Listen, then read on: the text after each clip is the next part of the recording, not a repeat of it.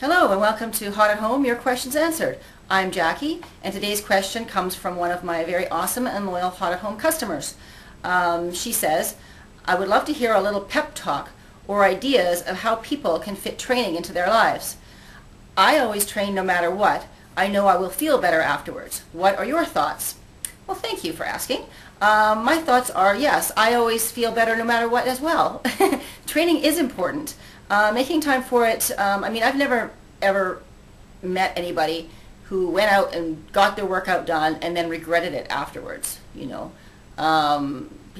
Everybody I have ever met always feels great at the end and accomplished and energized and proud of themselves and excited to have gotten it done and have gotten it done so well, that kind of thing. So it's a great mood booster. So finding time to fit training into your life is, it's very, very important. It goes a long way, not just as a mood booster, but for long-term health and longevity.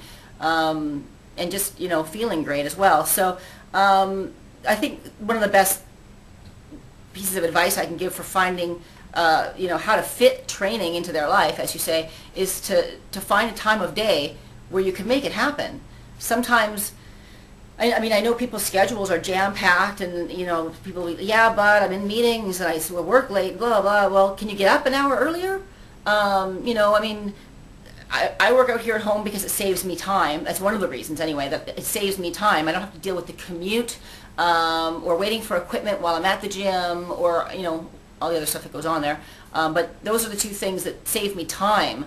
So getting up earlier, you don't have to get up a lot earlier if you work out at home because you don't have to commute to the gym and then have to deal with the shower or whatever.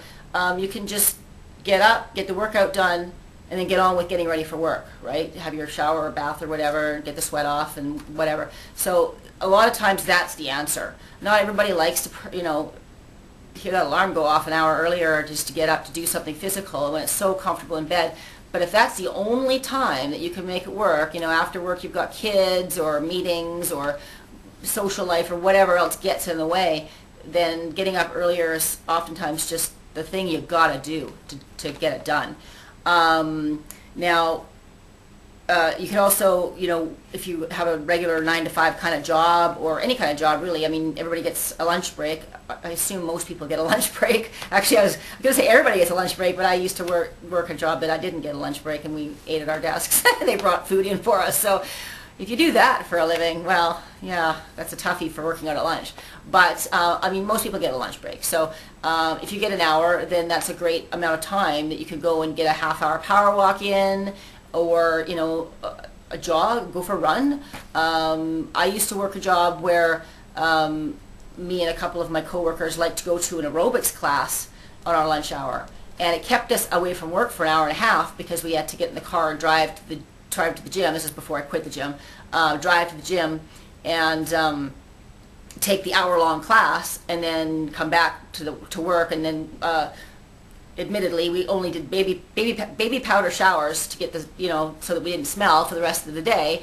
We didn't have time for a full-on shower, so we just sort of slapped on some baby powder and hoped for the best. It seemed to work out okay, but we were gone from work for an hour and a half.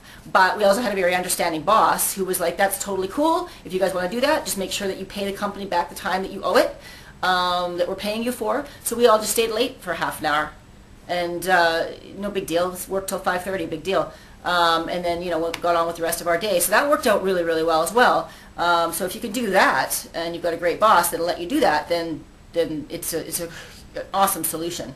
If you've got kids that seem to take too much time away from you, then, involve them in your workout. Make them your workout. Play horsey back ride with them, or get out in the backyard and race to the fence and then have a competition to see who can walk back the fastest, and then race to the fence and then who can walk back the fastest. And that's interval training. Right there, that's interval training. So, you can get a half an hour's worth of interval training done with your kids and make it into a huge game, and they'll love it because they'll get to spend time with you and get some of your attention, and everybody gets to get some exercise and feel great at the end. So, there's lots of things you can do with kids. Play tag or kick a ball around, or, go do pull-ups on the monkey bars, whatever. Kids love to play with them, do everything they do. Don't just stand there and watch them and make sure they're safe and stuff like that. Go play with them. I actually joined a friend of mine at the playground a couple of weeks ago, just for a sort of a guerrilla playground freestyle workout, and we just played with the kids. We just did whatever they were doing. If they were like trying to keep their balance on something, we would keep our balance on something. If they were jumping up on monkey bars, we'd jump up on monkey bars. It was great fun. It was a great workout too. I was exhausted by the end. And I do that with my nephews as well when I go out and visit my brother in the burbs. He's got a huge backyard, so we'll go out and, if it's a nice day or whatever, kick the ball around. I did my very first pull-up ever was on my brother's monkey bars. I was like, well, you've got some monkey bars, and I've never done a pull-up, and I'd like to see how this feels. This is when I was first getting into when I was first losing my weight, getting into the whole weight training, strength training thing. I went and did my first pull-up, and I was sold because I was able to do one, but when I did it, I felt my whole core engage, and I thought, oh, this is a great full body workout. I'm going to do lots of these. I could feel my back muscles working, my arm muscles working. I felt my core engage. It's like, huh, what do you know? So anyway, I'm getting off track here. You can, if you're, the other thing you can do with your kids as well is get them a pair of toy dumbbells and work out at home with them and make it into a game of Simon Says. Mommy's going to do this now, and they've got their little toy or their 2-pound dumbbells or whatever you want to give them. Mommy's going to do this now, and so Simon Says, and make it into a game of Simon Says. And you can get a really great strength training workout done with your kids right there underfoot, and they're perfectly safe. They've got their own dumbbells. They're happy to play Simon Says. So it's a great way to involve them as well. Now, the other thing you can do as well is, if you're stuck at your job and you really just want to get something done, there's always the 5-minute power blast, power squat blast that you can do, or 5-minute push-up blast or whatever. 10 minutes here, 10 minutes there, 10 minutes here, 10 minutes there, for a total of 40 minutes throughout your day. I know it doesn't feel like a proper workout because you're not spending a full 40 minutes to an hour in a row of doing stuff, but it's better than nothing, and it definitely stacks up. So, if you're at work and you just need to stretch your legs, you're sick of sitting at your desk, then get up and do a power squat blast. See how many proper form body weight squats you can do in 5 minutes flat. Time yourself. I think my record doing that is 235. It hurt. That day it hurt. I was in Superman mode, and I usually hit around 218, but the day I hit 235, I surprised myself. But you can really, and trust me, your legs are hurting at the end of doing something like that. So you can do something like that for your legs a couple times a day, and do the same thing with push-ups a couple times a day, if there's no one around in the hallway or whatever, just spend 10 minutes doing different kinds of push-ups or whatever. Another thing that you can do is do isometrics. If you're sitting at your cubicle or whatever and you're on the phone, and you can isometrics means it's like you hold tension without moving. So this is an isometric move. I'm pressing as hard as I can against both my hands. Nothing on me is moving, but my muscles are working very, very hard right now to press as hard as possible. So you can do something like this, or you can press your leg, put your foot up against the wall of your cubicle and press as hard as you can on the wall with your leg, and that works your quads. While you're on the phone or while you're sitting at your desk computing, whatever. So you can, no one even knows you're, working your muscles while you're doing stuff like that because you're not even moving. It's like sneaky working out. So you can do stuff like that at your desk as well. So, and then there's the people that say they don't have time, then they come home and they flop in front of the TV after work and sit on the couch. Well, come on. Your life's not going to end or even be negatively affected if you don't watch Honey Boo Boo for an hour and you work out instead.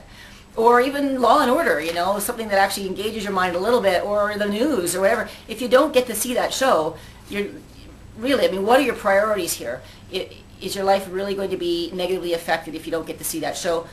Probably not. So skip one show, wean yourself off a couple of your TV shows and designate that time to getting a good workout done. And again, you work out at home, save yourself some time, get a pair of adjustable dumbbells and a couple of fitness bands, and make it happen.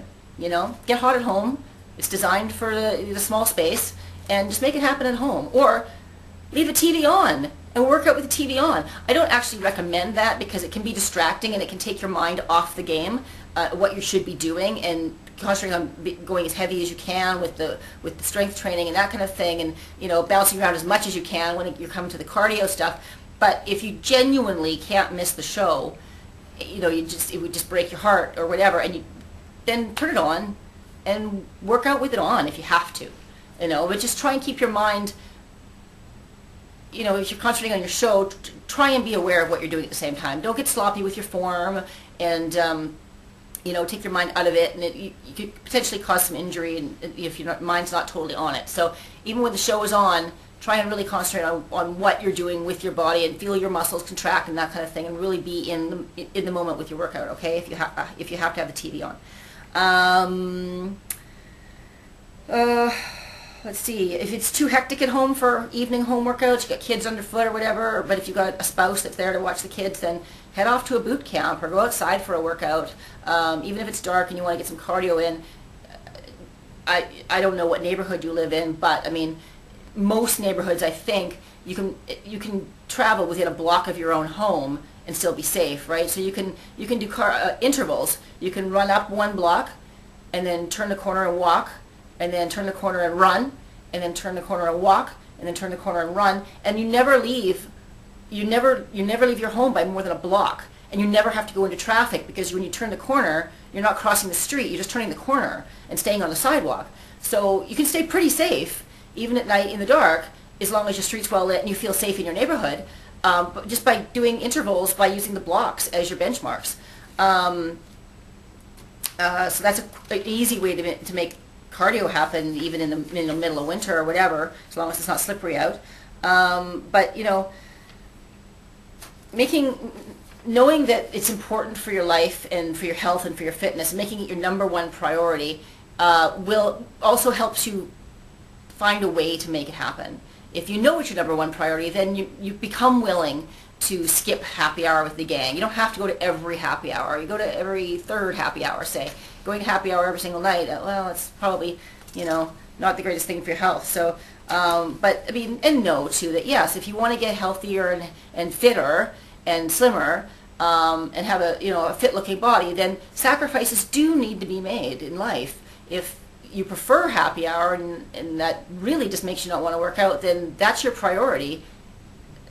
So you have to accept that that's how you're going to look. But if your priority is being fit and healthy and happy, then you make sacrifices. You give up 2 out of 3 of those happy hours, and you go work out instead, because you know that you've got that priority, and if you want the best of both worlds, then you give up some for some, and then you have the best of both worlds as well. So okay, so I hope that was a good pep talk. Thank you for asking for the pep talk. I think it was a very good topic, so thank you so much for bringing that up, and we'll see you guys again next time. Take care.